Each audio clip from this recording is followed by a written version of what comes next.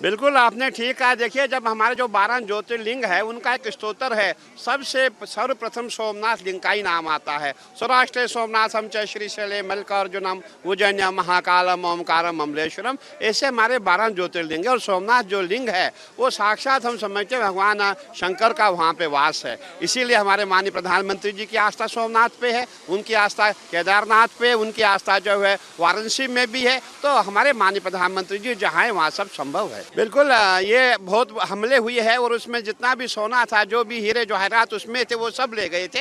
परंतु अब इस समय जो है हमारे माननीय प्रधानमंत्री जी जो हमने देखे हैं, सबसे पहली बार हमने प्रधानमंत्री जी भारत के देखे जो जिनकी आस्था मंदिरों पे है, मठों पे है। और मुझे वो दिन भी याद है जब हमारे माननीय प्रधानमंत्री जी ने अयोध्या में नतमस्तक होकर के भगवान को प्रणाम किया था। हम सब संत रोने लग गए थे। तब ऐसा प्रतीत हुआ था कि पहली बार जो है हमने माननीय प्रधानमंत्री जी को देखा है। बहुत अच्छी बात है, हमारे प्रधानमंत्री जी सनातन पे काम करते हैं, सनातन पे काज करते हैं। बिल्कुल, आपने देखा होगा आज हमारा जो है पूजन हुआ है, गंगा जी का पूजन, गंगा यमुना सरस्वती का पूजन हुआ है। अब हमारा परिक्रमा है, 5 कोसी परिक्रमा, हम वहाँ के लिए रवाना हो रहे हैं। आज का जो है पंचकोसी परिक्रमा, ये प्राचीन परंपराएं हैं और ये समझिए कि लाखों बरस कमान चीजें था।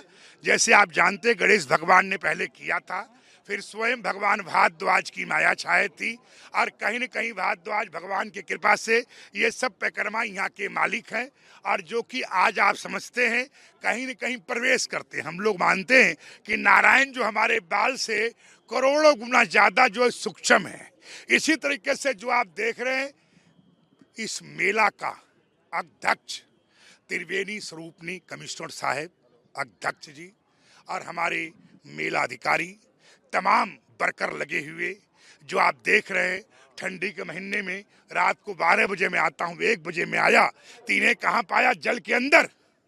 कहाँ पाया? जल को घाट को सुधारते हुए जल के अंदर पाया।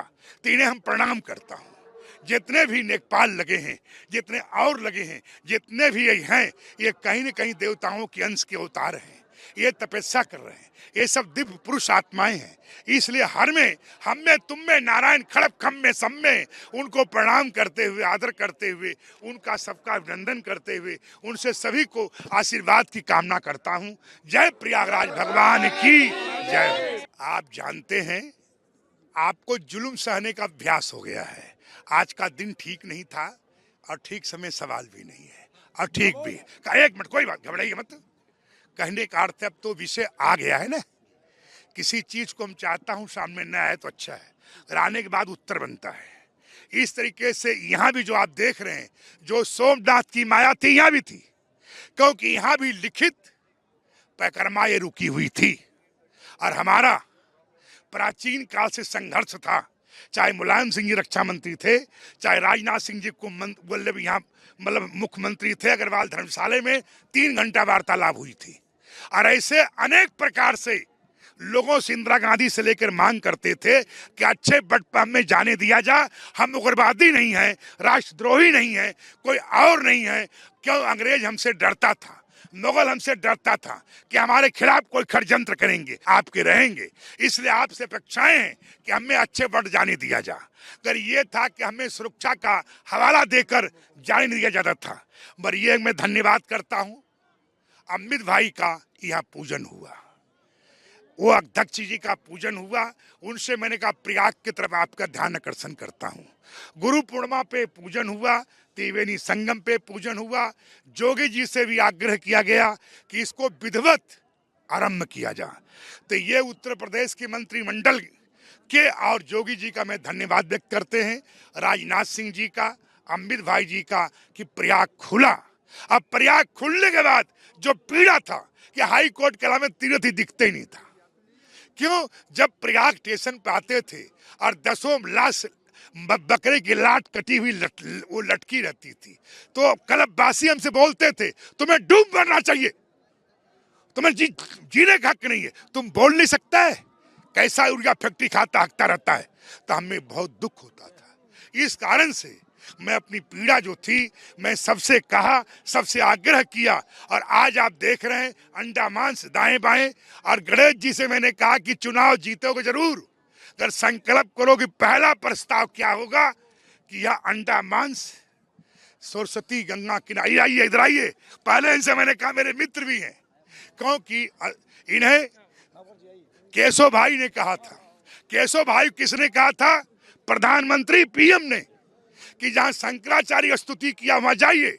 जब वो केदारनाथ में पूजा कर रहे थे तब गणेश भाई ने कहा कि उस पार नाम लेना ठीक नहीं है। उस पेड़ के नीचे वहां से फोन आया, किसका? पीएम का, कि आप यहाँ खड़े होइए, यहाँ जाइए। वहां से यहाँ रहा।